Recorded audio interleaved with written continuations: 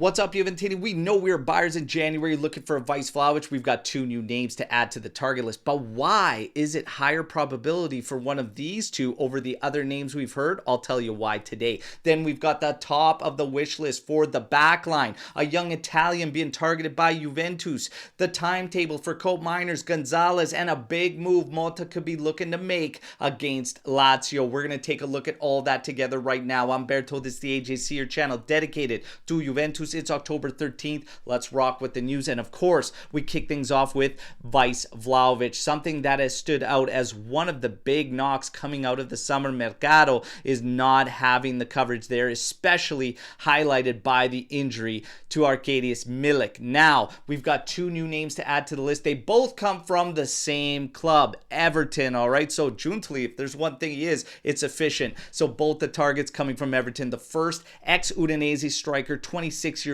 Beto. He apparently is on this emerging targets list for January, and this dates back to Giuntoli going to his Napoli days, apparently always having an appreciation for this player. The second is Dominic Calvert-Lewin, also striker for Everton, and he is emerging as a possible candidate for Juventus in January. What do you think about Beto and Dominic Calvert-Lewin potentially joining us in January as a Vice Vlahovic? Hit me in the comments. Now, the kicker as to why these 2 names should have a higher probability over other names we've already heard. The reason is Arthur, because Everton is one of the clubs that is interested in Arthur, our Brazilian midfielder who Juve want to get rid of in January. The other 2 clubs interested in Arthur are Marseille and Grêmio out of Brazil. So, will Juve be more willing to make a move for one of these Everton strikers?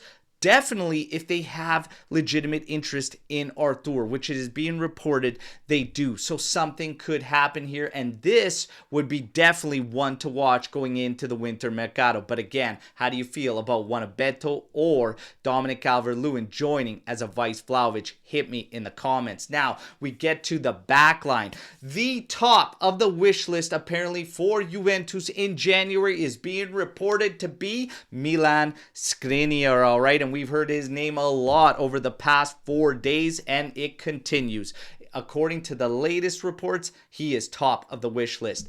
A young Italian Juve is looking at, Daniel Maldini, apparently is definitely being considered by Juventus as picking up in the future. Now, this will excite many Juventus fans as they've already been talking. I've seen all the messages everywhere. Why are we not looking at Daniel Maldini? We need more Italians, especially young emerging Italian talents in the squad. One of the big knocks after this summer mercado is that we have few Italians in our actual starting 11 on our roster in period.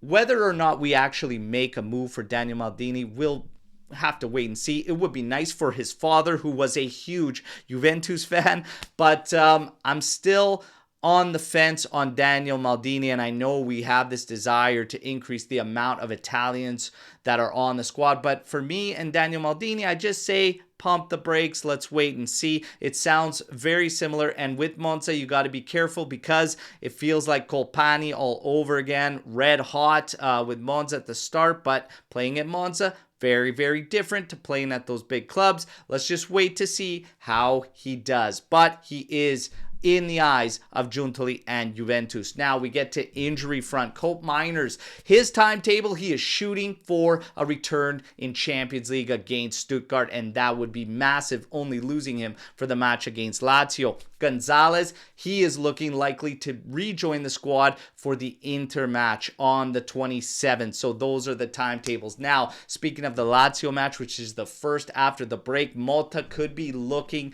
at making a bold decision and bold move, which wouldn't be uncharacteristic for him so far. He's always got surprises in every single lineup that he's hit us with. Well, McKennie may have completed the back-to-life cycle at Juventus from out of the project seemingly in the summer to now being one of the most trusted by our new coach, Thiago Motta, because Motta apparently looking at playing him in the 10 role against Lazio against Lazio in the absence of Cope Miners. So let's see. For me, you know what I would do. I'd rather look at Fagioli, at Yildiz, at even Douglas Luiz, or maybe you take a less of a bold move in Adzic, who actually plays in that role. Let's see what Motta does, but he's always good for a few surprises.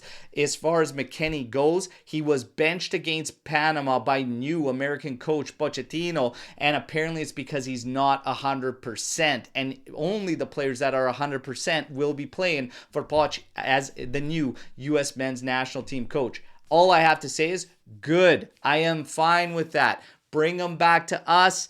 No worse off than he was when he got there, and we will be fine, all right? For Juve, it's just minimizing the injuries coming out of this international break, as we are already dealing with plenty. But that's your news break. You guys know the drill. Like the video, subscribe, join our AJC army, all right? But let me know in the comments what you think about all the news you just heard, and let's mix it up. I'm back tomorrow, as always, with another edition, and maybe, just maybe, a watch-along for the Azzurri's next match in Nations League, all right? Talk to you all real soon, as always, no matter what. Fino alla fine, Forza Juventus. Ciao tutti.